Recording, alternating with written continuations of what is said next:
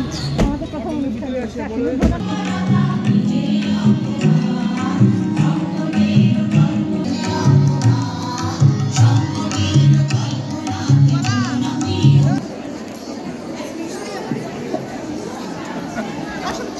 জায়গা আছে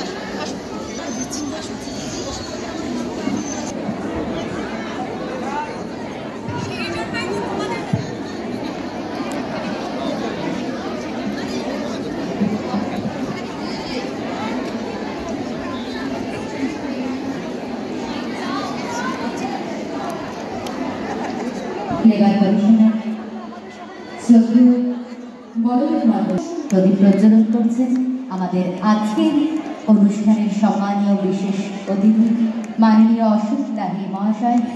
হাতে প্রদীপ প্রজ্বলনের মধ্য দিয়ে যাত্রা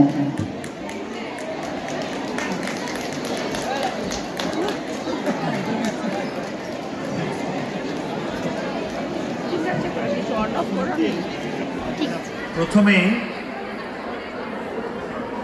বালুরঘাট বালিকা উচ্চ বিদ্যালয়ের সঙ্গে যারা যুক্ত, আমিও বিধায়ক, আমিও যুক্ত, সবাইকে অভিনন্দন জানাই।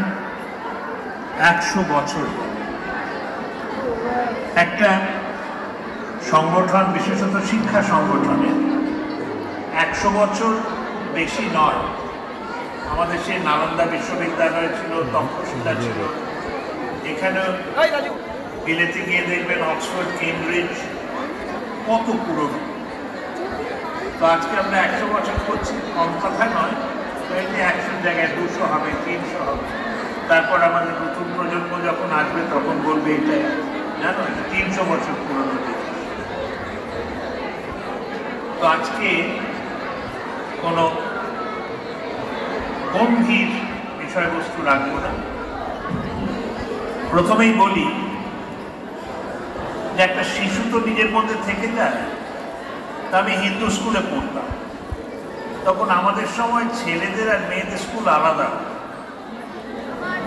তখন মনে আছে যখন বিতর্ক করতে, ডিবেটিং কম্পিটিশন করতে কোনো মেয়েদের স্কুলে যেতাম, ভয় লাগে যে বাবা ভেতরে ঢুকছি ধরে নেবে না তো, পুলিশে দেবে না তো।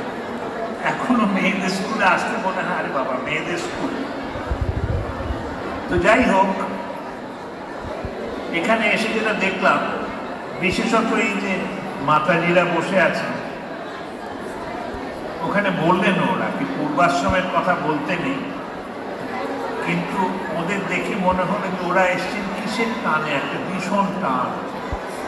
আর সেখানে আপনারা ভালো জানবেন, গীতায় একটা শ্লোক আছে না, যে যার পরিবারে কোনো সাধু হয় সেই পরিবারের পরিত্রাণ হয়ে যায়। তো আপনাদের স্কুল থেকে এই যে মাতাজিদের তৈরি করেছেন, আমার মনে হয় এটাতেও একটা এর সংকেত রয়েছে যে এই স্কুল ধন্য, যেখানে সব কিছু ত্যাগ করে আপনারা মানুষের সেবা করেন। আমি একটাই কথা বলে শেষ করব। কালকে আমি এসেছিলাম কোনো সম্বর্ধনার জন্য নয়, আমার কেন্দ্রের স্কুল, এত পুরনো স্কুল শুনতে এসেছে।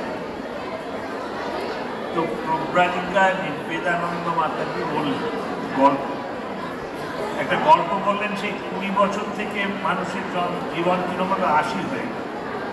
তো সে গল্প আমি আবার বলবো না, আমি কিছুতেই বুড়ো হয়ে যাচ্ছি, মনে পড়ছে যে পুরী তো প্রথম ছিল, তারপর গাধা বললো আর পুরী চাই না, তখন 40 হলো, তারপর কুকুর বললো পুরী চাই না, 60 হলো, মানে 80 কী করে হলো মনে নেই।